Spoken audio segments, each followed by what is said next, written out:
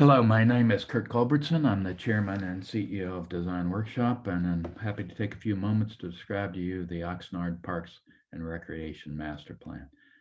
To begin with, let's talk for a moment about what a master plan is.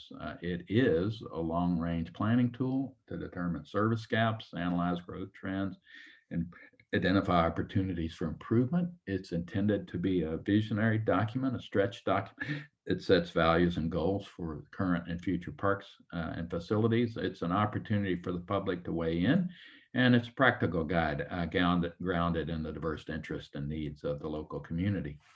What it is not is a specific operations model or a financial budget. It is not a method to approve capital expenditures or greenlight specific programs. That would be done as part of your normal capital improvements process.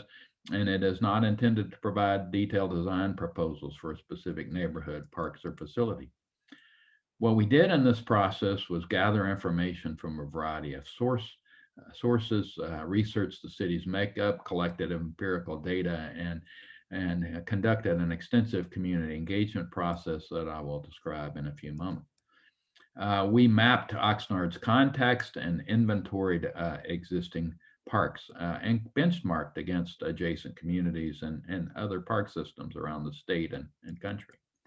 We looked at the demographics and cultural culture of Oxnard to understand the particular interest and needs of your people.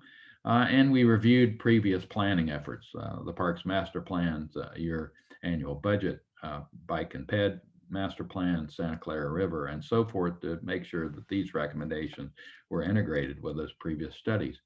We looked at the history of Oxnard to understand the physical evolution of the community and the cultural evolution of the community. We looked at opportunities and constraints, opportunities to expand use and access to your beaches, for example, and in particular, understanding budget and expenditure constraints. We mapped park needs, understanding the acreage of parks that are available in each neighborhood, and based upon population, those neighborhoods that were more or less served by available parkland. We have visited your existing parks and made some assessments about their condition and so forth. And we also compared to neighboring cities and communities, looked at population of Ventura and Camarillo and Thousand Oaks nearby, understood relative median incomes and average home values, which certainly impact property taxes and availability of funding for park improvements as well.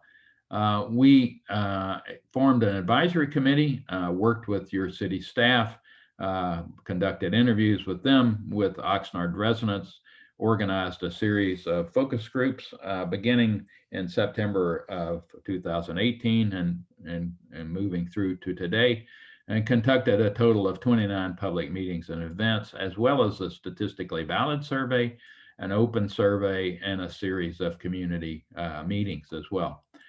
We met with focus groups, as you can see here, around natural and agricultural resources, program providers, looking at the role of parks in the community, school and youth groups, looking at how to serve a diverse community, and special interests like sports and biking interests. An advisory committee was convened with 29 members from various organizations participating in multiple discussions around the future of the park system plan.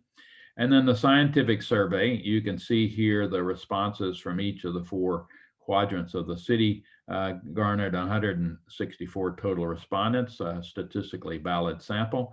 But we also opened up that same survey online and in workshops, and in the workshop in a box setting to allow others to respond and participate. An additional 584 respondents were gathered that way. And we learned a variety of things. We learned that there's a great interest in soccer fields and passive recreation, but also there's a great interest in a wide variety of other kinds of recreation. We heard loud and strong that more than half of your community doesn't feel like the parks are well maintained or that they are safe. The majority of residents didn't think the parks were hard to get to, or that there was a lack of restrooms, but consistent with this idea of safety, the lack of lighting was a concern, safety was a concern, and lighting was a concern also in terms of extending the accessibility and use of sports fields and parks in general.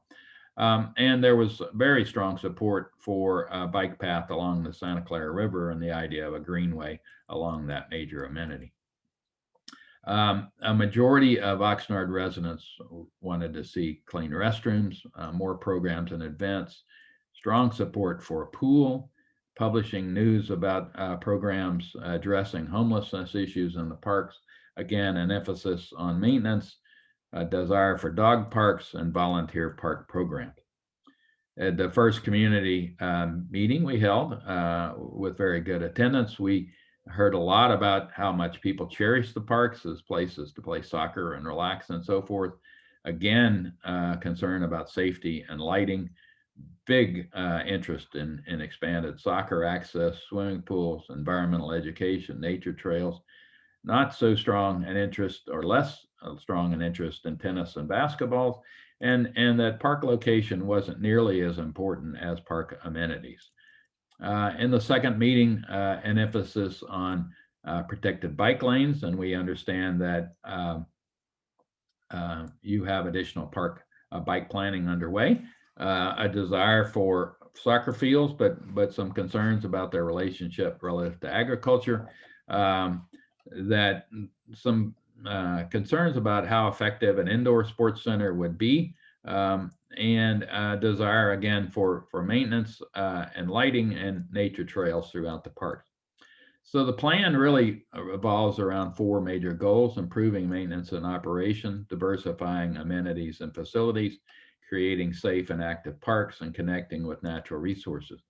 Action items to improve maintenance and operation. Again, obviously addressing additional revenue, perhaps creating a tax specifically to fund parks and recreation so it doesn't compete with general fund dollars for basic needs. Perhaps creating an Oxnard Park and Recreation District that is open to more specifically focus around park needs, encourage business improvement districts in the commercial areas, establishing a nonprofit parks foundation. Almost every major park system we're working on around the country depends upon philanthropy for at least a portion of its operation budget, and incorporating revenue generating facilities into the park. Earned income is also an important part of funding park systems around the country. Becoming more efficient with the funds, energy improvements to reduce energy costs, installing more efficient and controlled irrigation to reduce water needs and cost as well. Designing parks with a lower maintenance load, a big interest in transforming irrigated turf where it's not used for sports field and active recreation to native or conservation-based planning, things like low-mow turf for more sustainable landscapes, the use of artificial turf for sports fields to extend their useful life and get more sports activities in the park without the need to create entirely new fields. Streamlining resources, understanding workloads, and developing park maintenance checklist and best practices is a key recommendation. Diversifying amenities and facilities, plan goal 2, incorporating habitat, natural features, as we said, designing parks that are more flexible and multi-use, focus on improving existing parks before adding new parks and making each park distinct. Activating beaches through adding lifeguards, improving wayfinding, establishing programming and economic drivers, bike parking, regional and private events are all considered ways of activating the park system. Ensuring that the facilities work for everyone.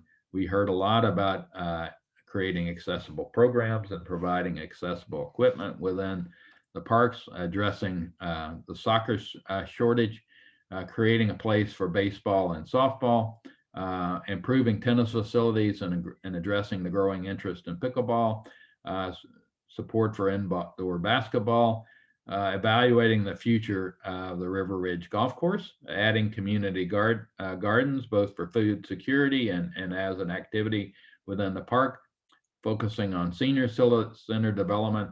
Incorporation of signage in multiple languages was very, very important to folks. And then really defining parks that reflect a neighborhood culture and character. Um, Creating a diverse recreational program, looking at program gaps through partnerships and in-house programming, upgrading the capacity of new facilities, looking at wellness initiatives, and providing technology for users and staff. Creating active and safe parks, a very important goal of the plan. Reconsidering Oxnard's sunset ordinance on a case-by-case basis. Can we get more use out of the available parkland by allowing use later into the evenings, particularly sports fields, for example. Reforming the permitting process for events and community gatherings, making those more streamlined. Adding pedestrian and field lighting, not only for safety, but also just to improve the use and accessibility of the parks. Addressing the homeless issues as a means of improving safety through existing and potential partnerships, preventative crime efforts, greater emphasis on cameras within the parks, and then designing parks for safety through techniques like crime prevention, through environmental design and performance benchmarks to continually improve the operation of the park system. Utilizing the SOARS boundary for bike trails was an important part of connecting the city with the natural resources of the area, creating multi-use trails on the Fifth Street drainage, and generally creating park trails and parks and around town was desired. Restoring and improving access to Ormond Beach, celebrating the agricultural heritage of Oxnard. Some specific action items were identified. Finishing College Park. You can see here the range of uses that are desired there. Developing Campus Park. And again, the kinds of program activities that were desired there. Pump track, community gardens, natural habitat, palata, skate park, playground, so forth. Building a sports park, big desire for baseball and softball fields, improved soccer, inclusive play, and so forth. And then there were a range of other projects identified through the master plan, which we provided order of magnitude cost estimates for. A range of activities you see here. Some are capital improvements. Some are more specific improvements to existing parks, like improving efficient and controlled irrigation, renovating playgrounds, and so forth, tree trimming and care throughout the city, and resurfacing of particular playgrounds which were identified as areas of need. So in general, we see a very bright future for Oxnard's Parks and Recreation. We think there's a clear path forward here, and we would welcome your questions and continued discussion. Thank you very much.